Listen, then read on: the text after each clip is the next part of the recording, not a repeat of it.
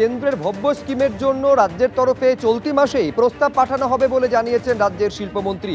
এর জন্য বেছে নেওয়া হয়েছে নদিয়ার ধুবুলিয়াকে এবং আসানসোলকে। এই দুই জায়গায় প্রকল্প করতে চাইছে রাজ্য সরকার। এই দুই জায়গাতেই জমি নেওয়া হয়েছে। অগাস্টের মধ্যে প্রস্তাব দেবে রাজ্য বলে জানাচ্ছেন তাপস রায়। একটা নদিয়ার ধুবুলিয়া আর একটা ঢাকেশ্বরী আসানসোল। আচ্ছা, নদিয়ার ধুবুলিয়াটা কি হচ্ছে না, সেটা ছিল হেলথ অ্যান্ড ফ্যামিলি ওয়েলফেয়ারের জমি। আমরা সেই জমির 118.5 একর নিয়েছি এবং সেটা এই ভব্য স্কিম আওতায় পড়ে সেটা দেওয়া হচ্ছে, যেখানে আমাদের এই কাজটি কেন্দ্রীয় সরকার করবেন।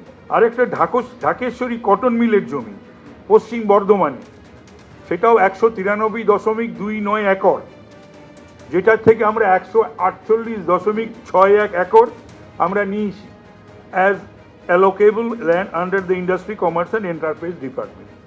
আমার ডিপার্টমেন্ট কাজ করছে, আমাদের আধিকারিকরা কাজ করছে, সকলে কিন্তু যুদ্ধকালীন পরিস্থিতিতে কাজ করছে। Work is progressing first and will submit in phase 2 of the scheme, which is within August and September. আমরা এই আগস্টেই নিচ্ছি। রাজ্যের শিল্প সম্ভাবনা নিয়ে ফের আসার কথা শোনালেন রাজ্যের শিল্পমন্ত্রী তাপস রায়। তিনি বলছেন রাজ্যে টাটাকে ফেরাতে তৎপর রাজ্য সরকার। বিনিয়োগ আনতে টাটার সঙ্গে নিয়মিত কথা চলছে। অটোমোবাইল ছাড়াও রাজ্যে টাটার অনেক ব্যবসা রয়েছে।